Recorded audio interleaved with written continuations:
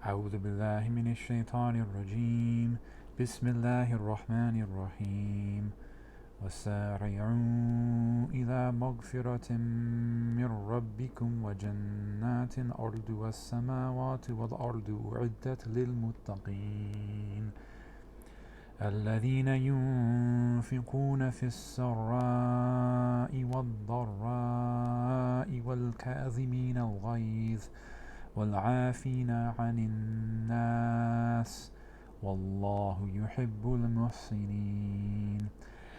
Allah says, "Be quick in the race for forgiveness from your Lord and for a garden whose width is that of the heavens and the earth, prepared for the righteous. Those who spend freely, whether in prosperity or in adversity, who restrain anger and pardon all men. For Allah loves those who do good." Assalamu alaikum. Welcome to our ongoing series on why European Muslim subcommunities are needed. Reason number 5 is mutual animosity, too much anger on both sides.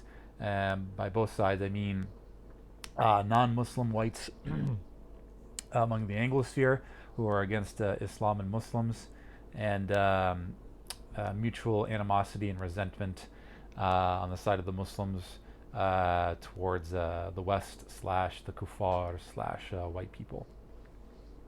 So another sensitive topic. I'm just going to give my thesis right away here.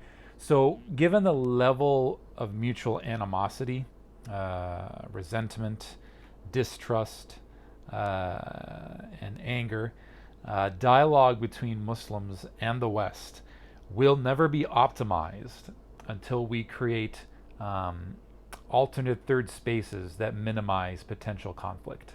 Okay, so we as European Muslims are basically in the eye of the clash of civilizations right now in 2020. And we find that the discourse between Muslims and Europeans is pretty much at a standstill, basically. It's relegated to shouting matches on social media.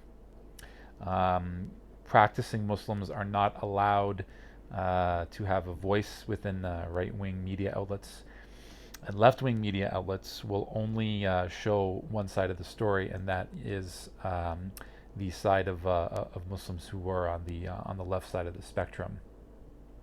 So so basically, as Muslims from European backgrounds, we have to choose either between assimilation, which basically strips us of our identity and makes our duty as representatives to our nations exceedingly difficult, and between that and separation, and that just disconnects us from the greater ummah altogether.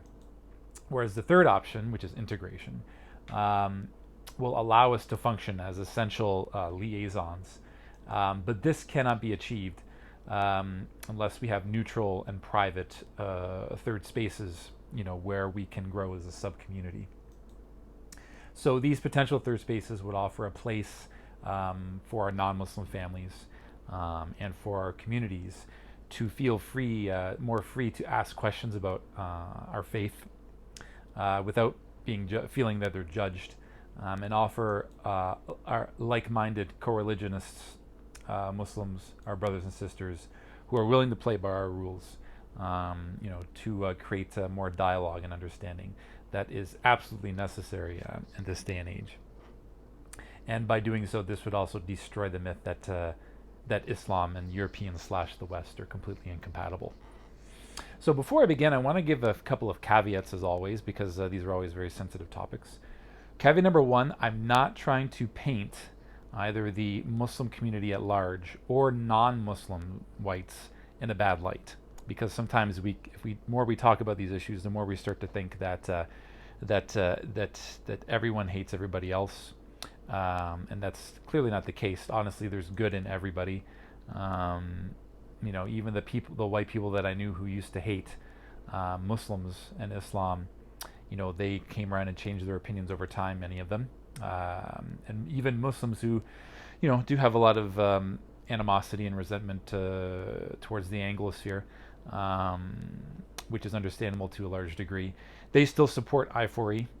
So I don't want this to deter people from thinking that from dialogue altogether, or to think that the other side is full of hatred, because at the end of the day, many of the people when I converted, on both sides, were still had still a lot of good in them, and they wanted the best for me and the best for my family.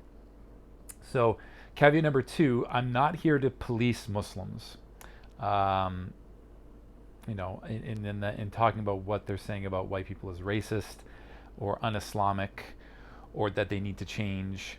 I'm not here to scream reverse racism, because that's not the purpose of this video, right?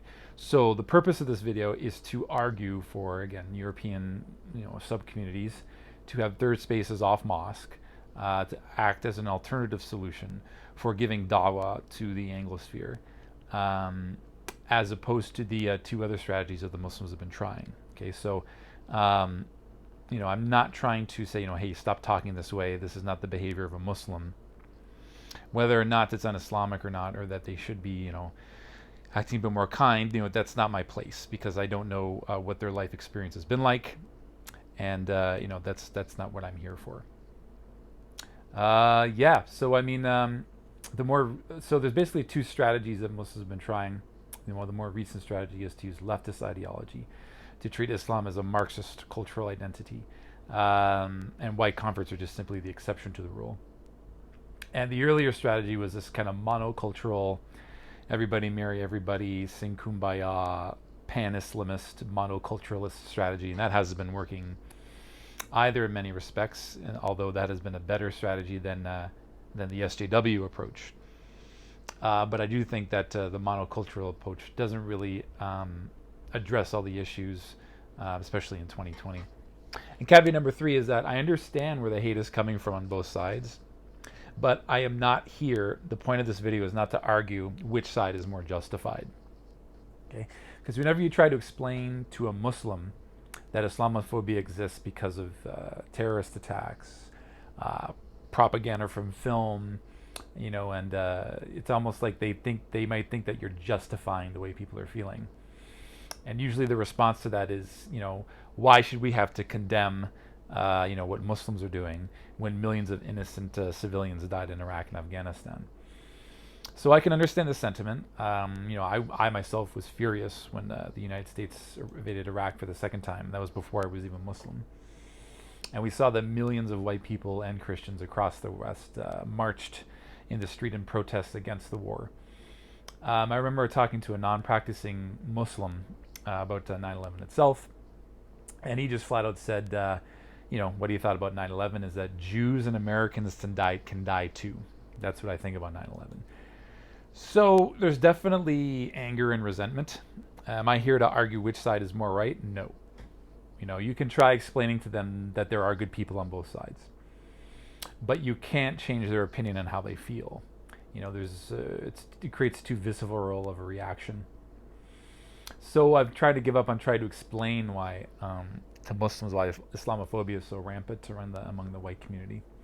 And then the other end of the spectrum, when you try to explain to white non-Muslims about Islam, that they're good people, like they're steadfast, they're trustworthy, Islam commands justice, the Muslims are good people, these things that you're hearing about Islam, like about FGM and honor killings, slavery and child marriage, are either incorrect or there's far more nuance, trying to present Islam in a positive light. Many of the times, they depending on the person, they get angry just even mentioning about Islam. So I can understand the anger coming in from both sides. I just think for converts, we're in a completely different situation than the situation of born Muslims, even European born Muslims. Like, for example, I don't expect my Bosniak brothers to sing Kumbaya for, the Christians of the rest of the Balkans, and I would support indigenous efforts from the small percentage of those Balkan countries, but at the same time, it's really unfair for me as a convert to expect Muslims to act, to sort of act more kind to these people who have oppressed them for so long. So I'll go more into detail in part 2, inshallah.